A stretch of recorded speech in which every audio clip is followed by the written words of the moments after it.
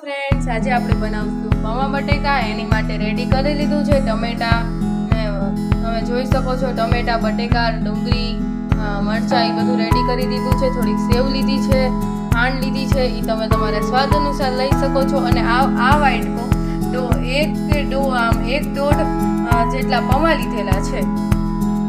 હવે આપણે રેડી કરી દીધું છે અને તેલ આવી ગયું હોય એવું લાગે છે. હવે થોડીક જીરું નાખી દીધું. હવે એને થોડીક વાર ચડવા દેવાનું. જીરું અને રાઈ બે નાખ્યું છે.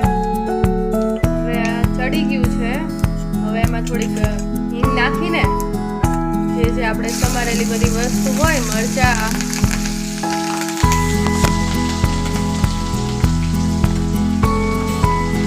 ટમેટા, બટેકા અને ડુંગળી, તમે ડુંગળી નાખવી હોય તો નાખવાની, ફરજિયાત છે નહીં. જે સમારેલું હોય તમારે પહેલાં નાખી દેવાનું અને થોડુંક હલાવી દેવાનું. હવે મીઠું નાખી દઈએ જેથી થોડું જલ્દી ચડી જાય. થોડીક વાર આને ઢાંકીને થવા દેવાનું જેથી કરી હરખી રીતના ચડી જાય. આપણે બાફેલા બટેકા નથી લીધા, કાચા લીધા છે સમારેલા એટલે. હવે વચ્ચે થોડી વાર હલાવતું રહેવાનું એટલે વ્યવસ્થિત થતું રહે. હવે આવીને થોડુંક પ્રેસ કરી દેવાનું એટલે આપણે ચેક થઈ જાય કે હવે આ ચડી ગયું છે કે નહીં. હવે એમાં ટમેટા નાખી દેવાનું.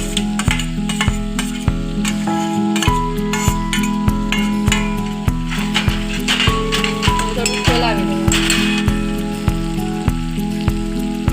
હવે એમાં થોડા હળદર,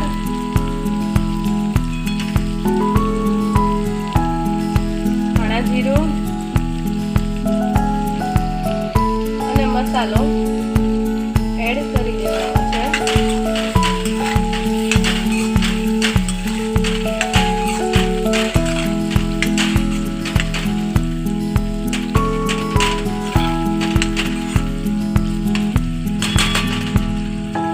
હવે ઢાંકીને થોડીક વાર થવા દેવાનું.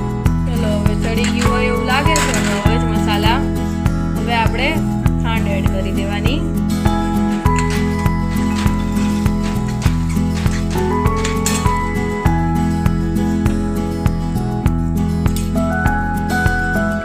હવે પૌવા જે આપણે પલાળીને સાફ કરી નાખ્યા હોય એ હવે એડ કરી દેવાના.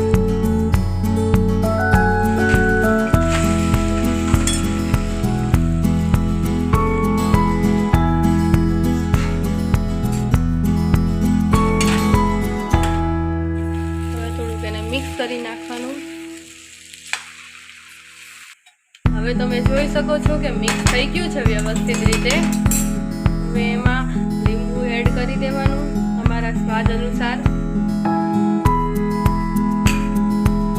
હવે ગાર્નિશિંગ માટે થોડી સેવ નાખી દેવાની એટલે વધારે આપણને ભાવે.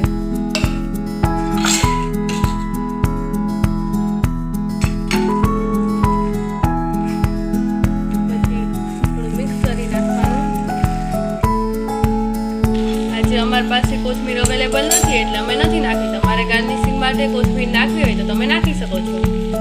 હવે આપણા બટેકા પૌવા ટેસ્ટી રેડી છે. Bye bye. લાઈક કરજો, શેર કરજો અને કમેન્ટ કરવું તો ભૂલતા જ નહીં.